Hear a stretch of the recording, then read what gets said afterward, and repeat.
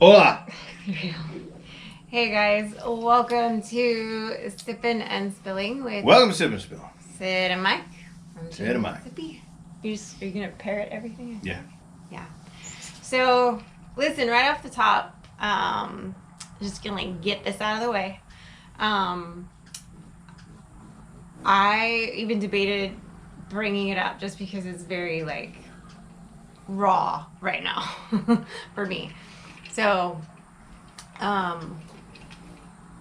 those of you that have been following us obviously know that we brought some of my pets, my birds, my peafowl, my geese, one of my old midget turkeys that was really bonded to my peacock, and two random chickens because the one pea chick and that chicken were bonded.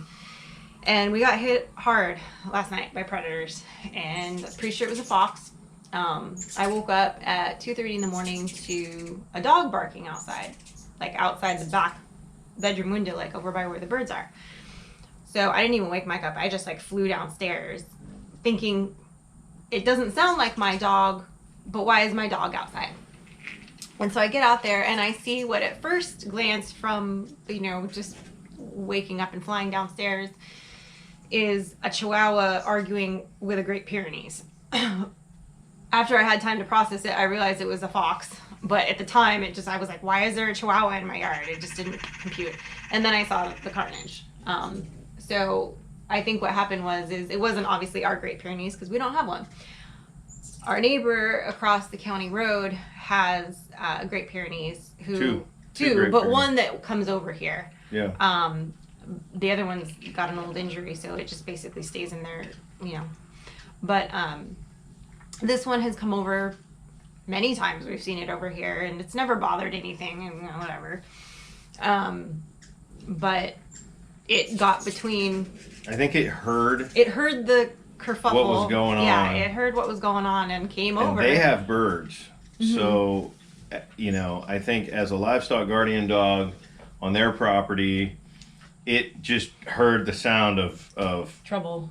Bad things happening with birds, and it came over here. Yeah. And it tried to save the day. Unfortunately, it didn't. Yeah. But, we owe that dog a treat for trying. Right. Yeah. No, I texted Rebecca and I was like, oh man, your dog, didn't get to save all the carnage, but I think potentially saved two of my geese that, I love. One of them survived the initial attack but didn't make it. Had no marks or anything on it. I think it had internal injuries, and which is the case with most of the birds. It was a pouncing situation with most of them. The two geese that I have left, one of them has a little injury on its neck, so I'm treating that, and I'm hopefully that one's going to pull through. It seems to have perked up a little bit. I've sat with them. I sat with them in my lap and just kept them calm and quiet for a while. And so just keep a good thought for my two remaining birds, because I raised those guys from goslings, and they're just, it was a hard day for me. I spent a lot of the day in tears. I know a lot of you are going to say, make comments about maybe, predator. I mean, you can only, there's always going to be a problem with something. There's always going to be a way. I've had, possums get in before. I've had things like that happen before. We had some owls that were getting, remember when we had, very early on, we had some birds that were perching up high on top of the coop, and something got a bunch of them, 6 of them one night. Yeah, and we didn't even know initially that they were up there, because we couldn't find them at bedtime. We didn't know where they were, but they were way up in the tree. Predators suck. They do, and it was heartbreaking this morning. Yeah, it sucked because I brought those birds with me, a lot of which I had hatched out or raised myself and had for a while. They were they would get happy to see me and they would come running over, so it was hard. It was hard, and I spent, like I said, most of the day in tears. I didn't talk. I didn't return any phone calls to anybody today. I didn't even call my best friend. I debated about telling Mike that I don't even want to film this tonight. Film it by yourself. But as is the case with when you make the choice to have a channel or do something like this, sometimes you have to, share things you don't like and things you don't want to talk about and things that suck. And today was one of those days that sucked. And, it's different sometimes, I'll just say this, like when you get hit when it's like you have your flock of laying hens or you have your meat birds and, a coyote manages to bust open the pen and get a couple of your meat birds out. You're like, oh man, that sucks. That's money. Right? But you're not emotionally invested in those birds. These were breeding stock. These were babies. These were pets that were going to be used for breeding stock. And so for me, it was more of a like the equivalent of walking out and just like seeing your dog torn apart, So it sucked. And, Yesterday we had this whole conversation about, the layout of the property and what the plans were long term. And during that conversation, we talked about predators and how I wanted to get a livestock guardian dog at some point. And and like what was it, like 12 hours later, one of them is over here saving my birds, so that weren't even his birds to protect, but he's still so yeah, there's no doubt. He put himself between my two geese that were sitting there and the fox, and they were snarling and so he tried. He tried. Yeah, he was too far away. I'm sure it was going on for a minute before he heard it. Yeah. And there was more, because I saw the prints. There was more than one fox. Yeah. So if we had an outdoor livestock guardian dog, that would not have happened. Right. And I did not want to get an outdoor livestock guardian dog too early. So, even if we had gotten one already, in theory, it would still be a puppy. Yeah. So, it wouldn't have necessarily done much. There's no way to go back and say what could we have done to prevent this. We built reinforced things. We built it at a chain link. We did. It tore up. It ripped the door apart. Yeah, I don't know how a fox did that. Yeah, I don't know, but it looked like a bomb went off on the door, and it's just blown out. And honestly, like it's not something that I'm gonna film. It's not something that I'm gonna put on 3 Mississippi. But because this is Sippin and Spillin, and I had a craptastic day because of all that, I just want to be honest about it and like just tell you guys that. And I may film some of the door and just have that footage for later in case we decide that we want to share it. But right now, we don't want to share it. Yeah. Again, they were pets. They weren't livestock. Yeah.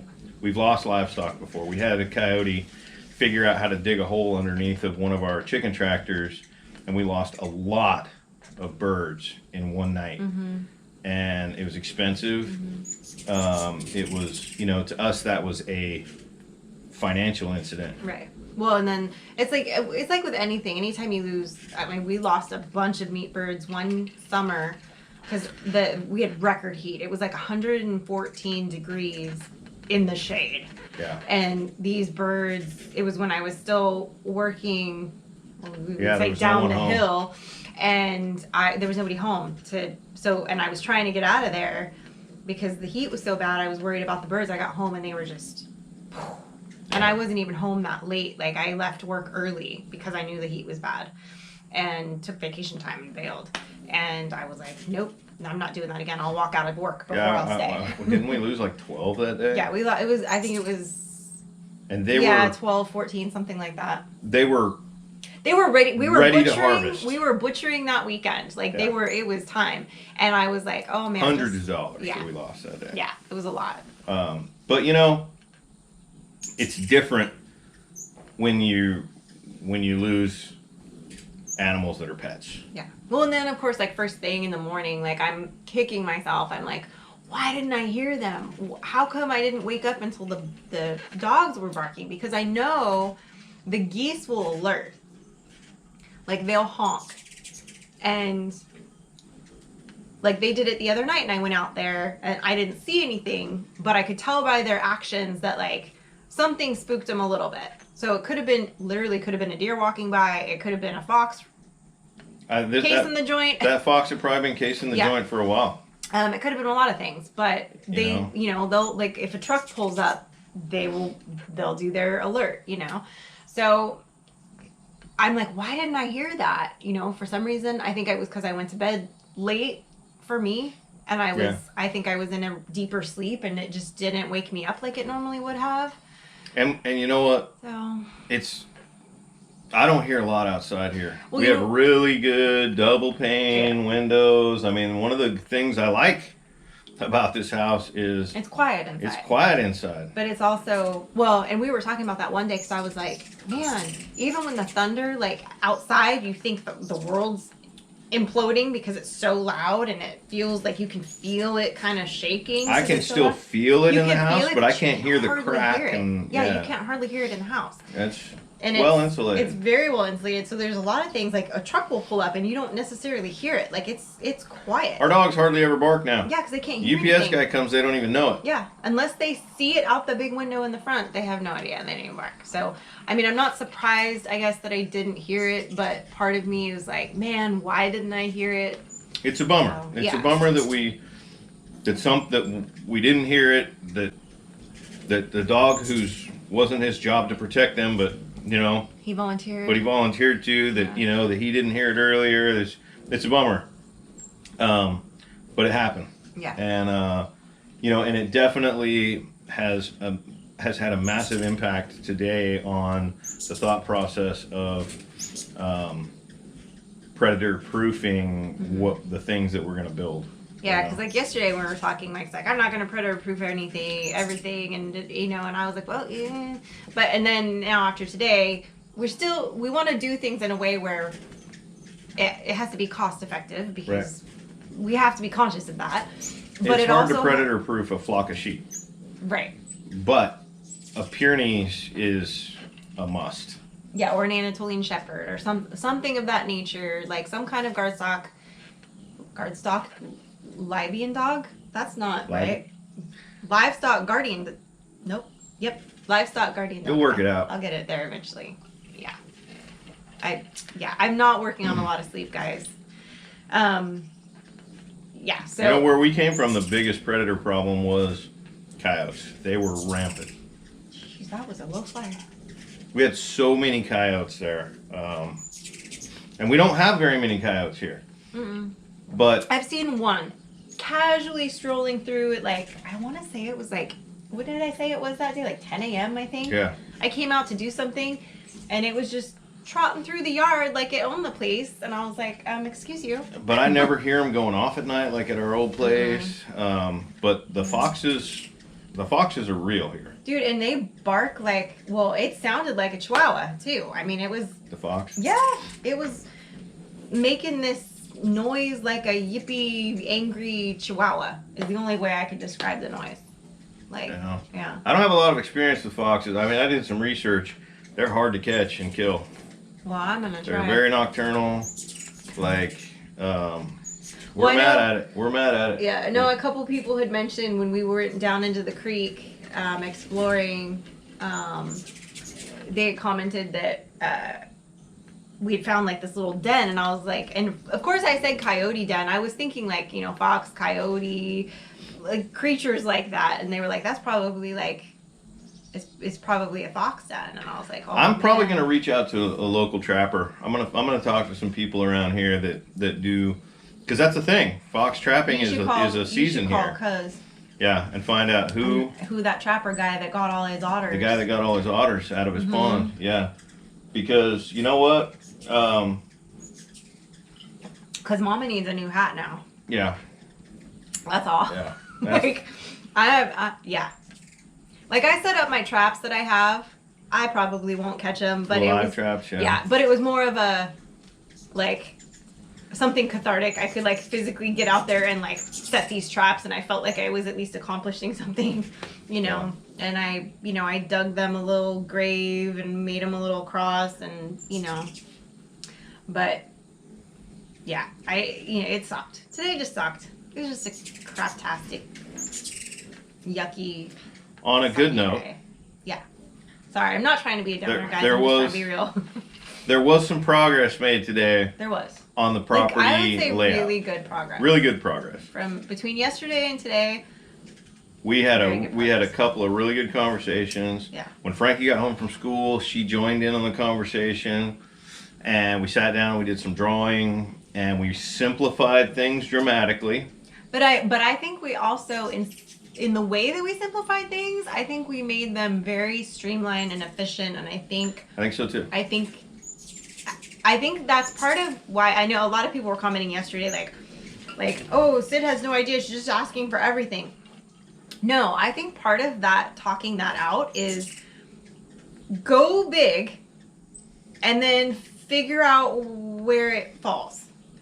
So I like to just say like this, and this, and then, okay, well, now let's figure out how we can make this work in a way that's, workable.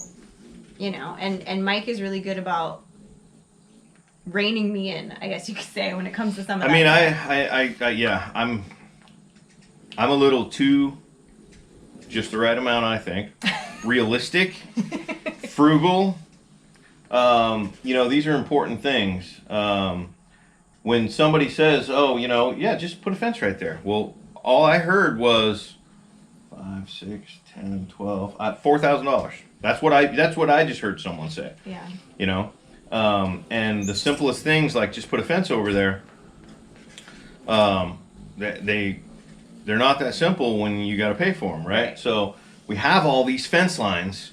We need to use them. We need to use every fence line that we have, right, and put in as little fencing as possible, but as is necessary, right? And I think we came up with like a good, and we're gonna go over that. We're gonna a few people again mentioned on yesterday's Sippin Spillin video.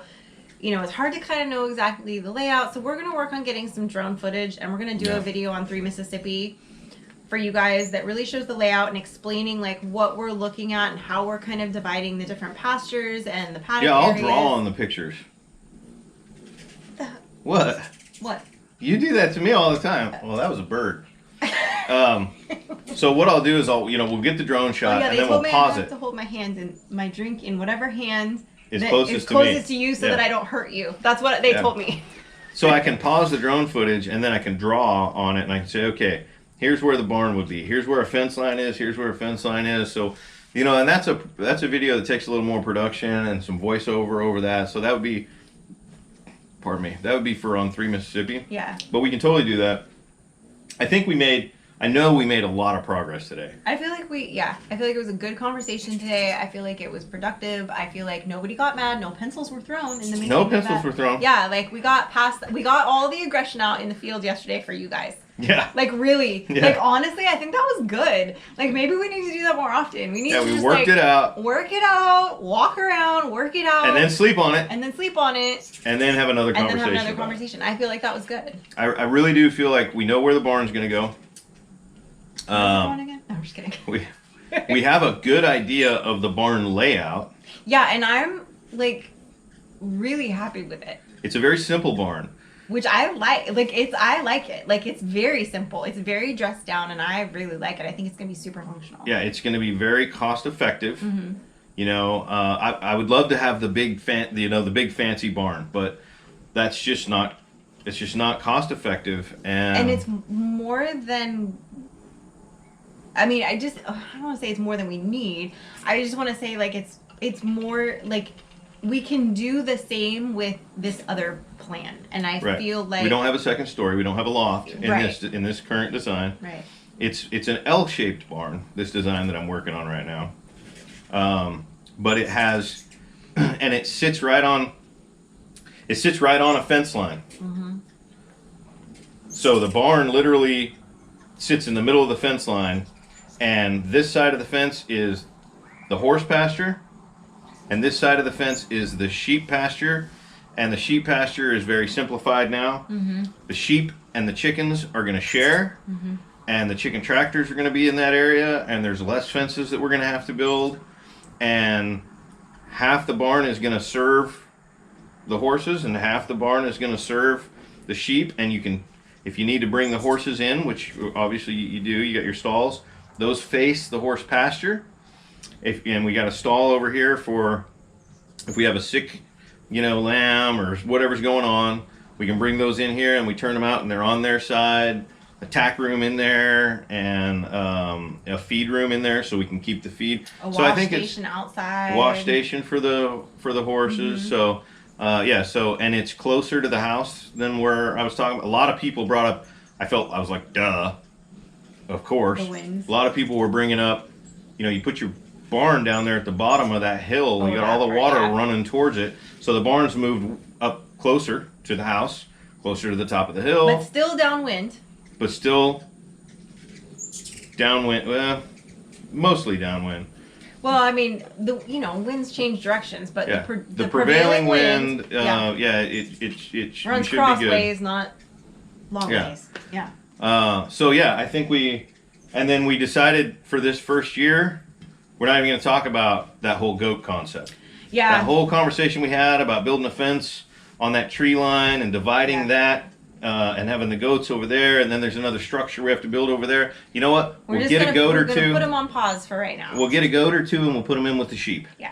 And that everything we were talking about building over there by the pond, we're not doing any of that this first year. Yeah. And maybe we will at some point. So again, there's that big plan, and then there's what portion of it do we need to do now for this next spring? Right. So yeah, I think. And a lot of you were great. A couple people reached out with some different places to check for quail. So once I get out of this funk this week and I got a little bit behind because of everything that happened between that, and I ended up having to go to Tupelo twice to deal with getting him. I switched all our phones, but I had to get him a new phone, and so everything kind of took a little longer than it always takes longer than you think when you have to go into town. It's like almost a guarantee. Like, I'm always like, I should be able to do it in 2 hours. No. She had to go to Tupelo 2 days in a row. Yeah, which I hope I don't have to go back for a while. Yeah, I think, I'd like to get to the point where we're going to Tupelo once a month. I think for a while it's going to be at least every 2 weeks. Yeah. But I'd like to get to the point, once the garden's established, that's by late true. spring next year, by early summer. I think 3 weeks is good. I feel like 3 weeks is like... That gives me enough time to where I'm like, I'd like to go for a drive now. Because I don't go anywhere. Like, I don't leave, you know what I mean? Like, I'm going to go to the back of the pasture as soon as we're done filming and spray. I can't. Oh, you're going to spray? When's it going to get done? I don't know. If I eat dinner with you guys right now, which I would love to do, fine. It'll be dark. That's fine. You guys could wait until I get back, and then I'll eat dinner with you. How long are you going to be? Till dark. I don't know what time it is. An hour? It's going to take me an hour from whenever I leave. Or if it gets dark, then I will come back because I can't see you in the dark. You don't have nocturnal special vision? No. No? Mm-hmm. You need to work on that superpower. I know. Yeah, well, all right. So I guess I need to turn you out into the pasture. Yeah. Time to turn Mike out. I've got 22 gallons that I need to spray on a quarter acre. Okay, fair enough. He's obsessed with his deer plots. You know what? It's not that I'm obsessed with anything. It's that time, you can't control time. No, I know. I guess I don't fully understand the whole deer plot thing because I understand you want to make the herd better and all of that. I don't know. That's conversation for another day, I guess. He's giving me the eye. Here's my thing. The deer plot is an interesting area here because she's viewing it as gardening. Oh, you're going to go plant, cereal rye and radishes and all this for the... But in reality, she should be looking at it as animals. Yeah, but it's not like... I don't get to be hands-on with that animal, so that animal doesn't count. Okay, till dinner time. Right. Which we're not there yet. It's not even hunting season yet. No. That's my point. It's very different. Like I like to be involved in. That's a wild animal that I never get to pet, that I never get to like hatch or raise or anything. So it's like I'm very detached from it. I like to be more hands-on. Is all. Okay. That's I all. feel like I'm being very hands-on. You are, for a hunter. That's a very hands-on approach. And I'm not saying I mean, I I'm could just saying- go put up a corn feeder, No, I'm not. pull a deer in, and shoot it and eat it. No, I'm But not I would saying- rather feed them No, outside make of them deer happy. season, make I them get healthy. that. I 100% get that. I do. That way, do. I don't feel guilty for harvesting one No, to eat I it. totally understand. Not that I would anyway. What? feel guilty. Oh yeah, no. Yeah. Well, I mean, if you did, I'd hunt, make you you go eat. walk over there and hug that tree. Anyway, all right, guys. Don't forget, we go live tonight at 6 p.m. Central, as we do every Friday night. And we will be posting another video on Sunday about stage 1 of his food plot. Hope we have all the I'll have footage we need for I that. got most of it already. We're fine. Simmer down. Anyway, I just need a little bit more. I just need a little skosh more footage and we're good. So yeah, so you know, if you're a bird crazy person like me, say a little prayer for my goose that she pulls through. She's hanging in there. She's trying. She's trying. I had a long conversation with her today. She's fighting. And I was like, you gotta fight. You gotta fight. You gotta fight. You can do this. So anyway, I keep a good thought for my goose, Millie. I want her to pull through. I think she will, but just a little extra prayers couldn't hurt. So anyway, thank you guys, and we will see you tonight on our live, I guess. That's right.